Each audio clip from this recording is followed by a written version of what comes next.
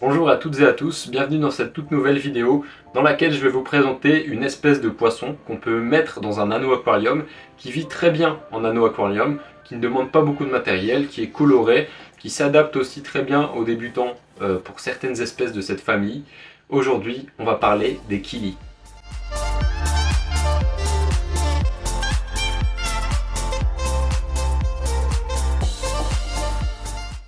Si vous avez cliqué sur la vidéo, c'est peut-être que vous avez un nano-aquarium ou que vous avez pour projet d'en acheter un et que vous vous questionnez sur quelles espèces on peut mettre dans un nano-aquarium. Quand je parle de nano-aquarium, bien évidemment, je parle d'aquariums qui sont inférieurs à 30 à 40 litres maximum.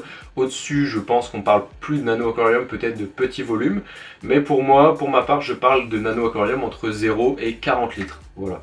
Donc moi j'ai plusieurs aquariums, j'en ai un ici de 30 litres, j'en ai 4 autres qui font entre 20 et 30 litres également. Donc voilà, j'ai de l'aquascaping, de l'eau de mer, des poissons, j'ai eu des crevettes. Donc voilà, en général quand on parle de nano-aquarium, on parle de quelques espèces, on parle des combattants, des beta splendens qui vivent très bien en nano-aquarium, on parle des crevettes, on parle aussi parfois des écrevisses, mais dans l'ensemble on a fait le tour. Il y a encore certaines espèces qui peuvent vivre en nano-aquarium, mais en général, quand on s'arrête à 30 litres, on est limité à ces 3-4 espèces-là.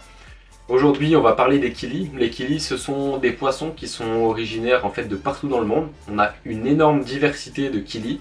Ce sont des poissons qu'on arrive désormais à reproduire en captivité, selon certaines espèces. Il y a un club en France qui est très calé sur les killis. Donc on va parler de tout ça dans cette vidéo.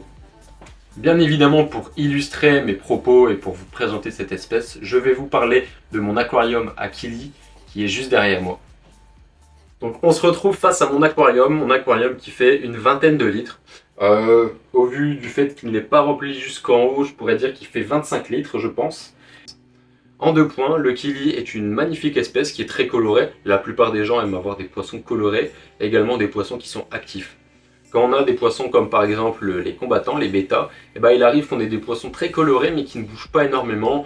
Lorsqu'ils ont par exemple de gros voiles, ces voiles vont leur demander énormément d'énergie à porter. Et quand ils vont se déplacer, vous allez voir qu'ils vont faire souvent un mouvement pour aller se nourrir et ensuite se reposer sur une feuille, sur un rocher, sur une branche.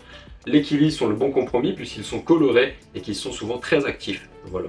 C'est des poissons qui n'aiment pas forcément le courant, c'est des poissons qui vivent dans des rivières souvent et qui vont sauter de lac en lac. Donc il faut bien avoir un couvercle au-dessus de l'aquarium. Mais une fois que vous avez ça, ce sont des poissons où vous n'avez pas forcément besoin de mettre de filtre. Ici mon aquarium est juste équipé d'une lumière, je n'ai pas de filtre, je n'ai pas de chauffage puisque c'est un poisson qui n'aime pas le courant ni les trop fortes chaleurs et qui peut vivre très bien à température ambiante autour des 20-22 degrés. Donc moi je n'ai pas mis de chauffage ni de filtre. Et les poissons se plaisent bien, tellement bien qu'ils ont même fait un petit, le petit qui se balade, l'alevin qui est dans l'aquarium. Donc voilà, c'est une très bonne nouvelle. Donc le killi est vraiment une très belle espèce que vous allez voir bouger, évoluer de façon régulière et en journée, donc c'est très cool. Au niveau de la nourriture, il peut arriver que certains killis préfèrent la nourriture vivante ou congelée et qui n'aiment pas les granulés.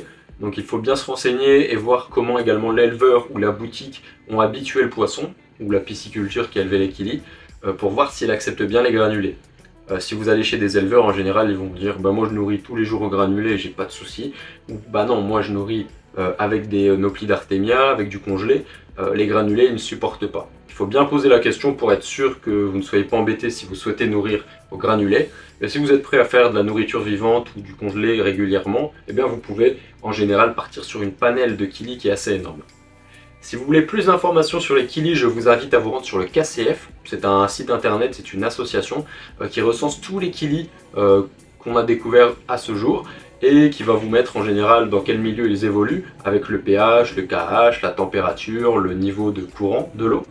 Et tout ça, ça va être des bonnes infos pour constituer votre aquarium, pour vous équiper.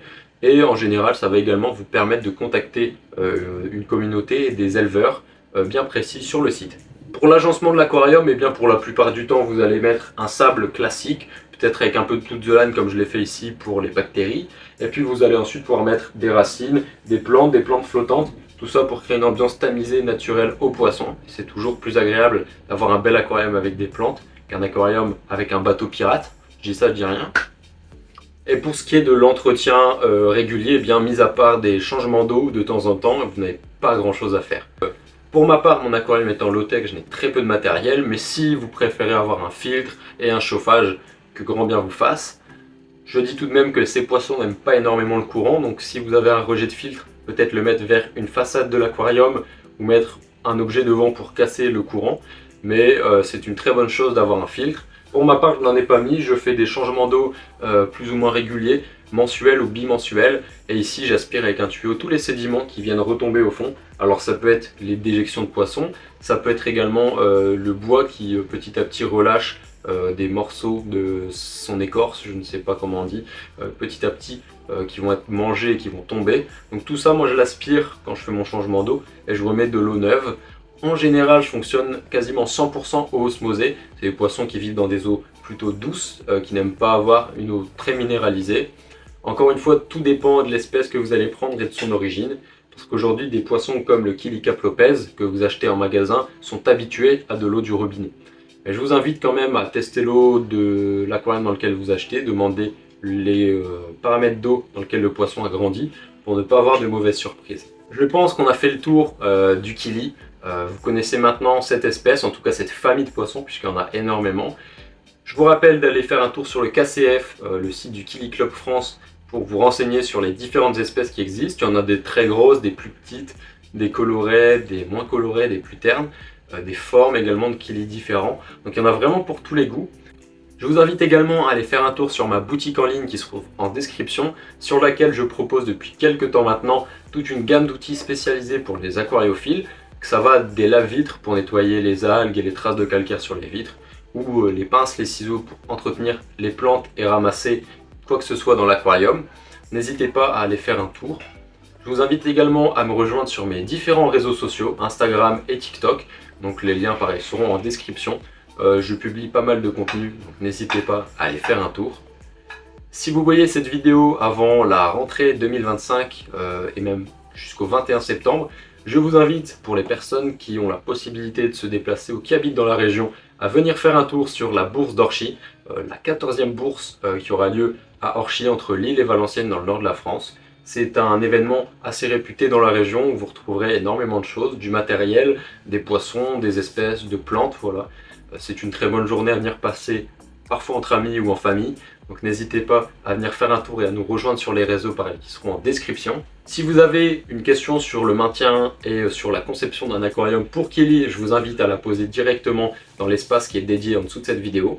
Si vous souhaitez me soutenir, n'hésitez pas à liker cette vidéo. Et si vous aimez l'aquariophilie, je vous invite également à me suivre sur YouTube et sur mes différents réseaux.